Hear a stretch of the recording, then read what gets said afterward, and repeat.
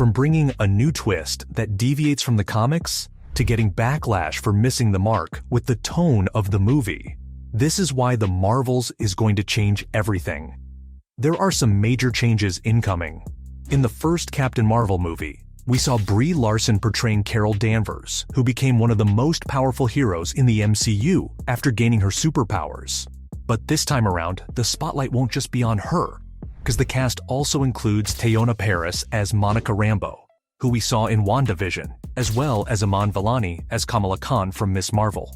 As for why we have three kinds of Marvels, Samuel L. Jackson mentioned that all of them will be different people who are Captain Marvel, which means all of our lead heroes might go by the Captain Marvel name. Naturally, fans are skeptical about making this a team-up movie, along with the possibility of changing the character's name. After all, Captain Marvel was a massive hit as a standalone film, grossing over $1 billion worldwide, but this change could be a good thing. You see, by having Carol, Monica, and Kamala all share the Captain Marvel title, it avoids any debate about who's the most powerful hero among them, because this way, they'll be on the same level, no questions asked.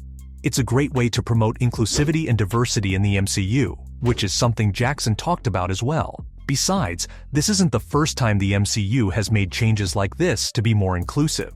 For example, Kamala's introduction already brought a cool twist to comic book lore, with her stretching abilities being turned into energy-based constructs. The Marvels also gives us a chance to see Carol interact with Monica and Kamala, which could help her character grow even more. It's an opportunity for her to explore what being Captain Marvel truly means, as she faces her past through Monica and her future through Kamala. Of course, this is different from the original comic book storyline, where Carol's military background played a significant role in her adopting the Captain Marvel name. But sometimes changes like these can benefit the story and characters in exciting new ways. For all we know, the Marvels could be the game changer the MCU needs right now, considering they haven't been doing so well at the box office ever since the Infinity War saga. Originally, the film was set to kick off Phase 5 on February 17, 2023. But Kevin Feige needed more time to perfect the film, which is why it got swapped with Ant-Man and the Wasp: Quantumania, changing the release date to November 10, 2023. A bit of a wait, but all good things take time, no? Besides, Disney made the call to spend more time in post-production. We all want the best visual effects and storytelling. And Marvel Studios only wants the best for us. Feige mentioned that they're slowing down Disney Plus releases to focus on quality, which is a good sign for the Marvels. As for the plot, Danvers is back in action, but this time, she's facing the consequences of a destabilized universe. When her cosmic duties lead her to a Kree revolutionary, things get even more complicated, this time with Ms. Marvel, and Monica getting caught up in the mix too. But the main twist of this movie is, whenever these heroes use their powers, they switch places with each other.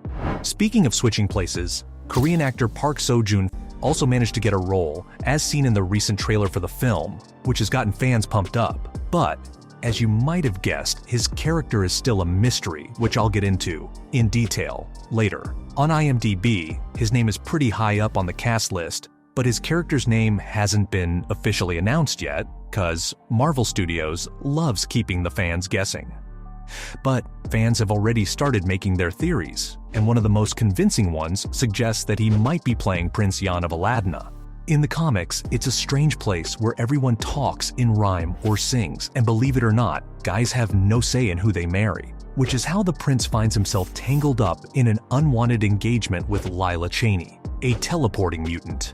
He asks Danvers for help to break off the engagement, but weddings in the MCU don't always go as planned, and things get pretty dramatic. This begs the question, how will this play out in the Marvels? The thing is, the MCU loves to put its spin on the comics, so we might see a slice of Yan and Carol's comic backstory, or we might get a completely fresh take on it. Either way, the Marvels is packed with lots of action and storytelling, which will properly kick off Phase 5 like it should have, especially with the new big villain they put in the mix, along with a new plot.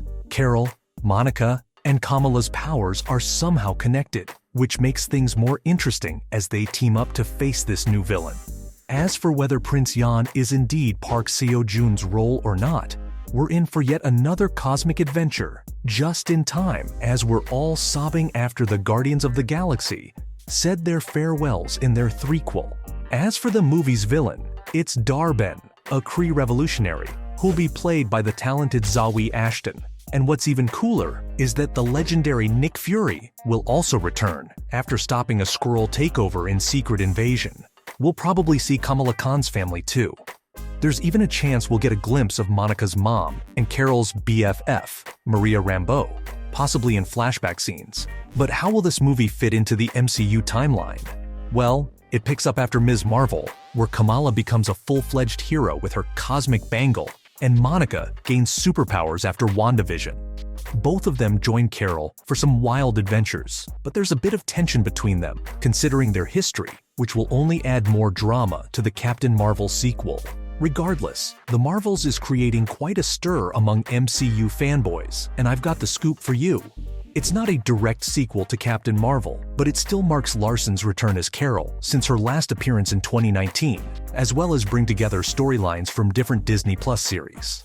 Unfortunately, some fans aren't too happy about it after watching the official trailer, which has hit over 300,000 dislikes and counting, with some negative comments flooding the comment section, overshadowing any positive feedback.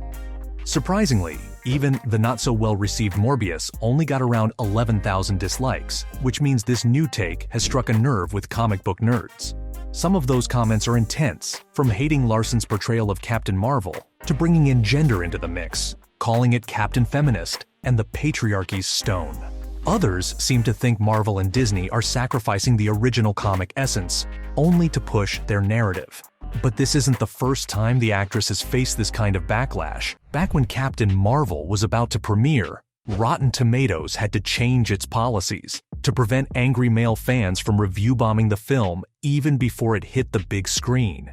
And during her press tour, her push for more female inclusion in male-dominated superhero films ruffled some feathers, at least among certain fan groups. We'll just have to wait and see how it all plays out, because despite the controversy, tons of fans can't wait to see their favorite heroes on screen once again. Some fans are genuinely excited about the team-up adventure, featuring multiple Marvel heroes like in Avengers, but others aren't quite convinced that it's the right move. Mostly because they felt the trailer didn't quite live up to their expectations, which left them feeling a bit disappointed. The hottest topic of discussion is Larson's facial expressions in the trailer, that some fans thought came off as condescending and dismissive towards fans. But it's important to know that there's no evidence of her attacking anyone.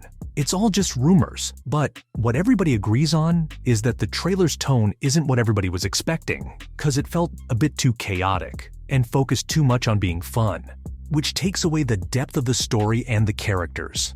It should come as no surprise that Marvel Studios is taking note of the feedback and trying to make adjustments, which is why they moved up the release date in the first place. They want to course correct and meet fans' expectations for this movie, especially since they keep missing the mark with all the Phase 5 projects. Some fans fear it might be a little too late for the MCU, and the damage might have already been done. Even the trailer's mixed reception tells us that the film might face some challenges, but the studio is working hard to win back fans' trust and address their concerns to make this sequel a hit. So from getting backlash for missing the mark with the tone of the trailer, to bringing a new twist that deviates from the comics, this was why the Marvels is going to change everything.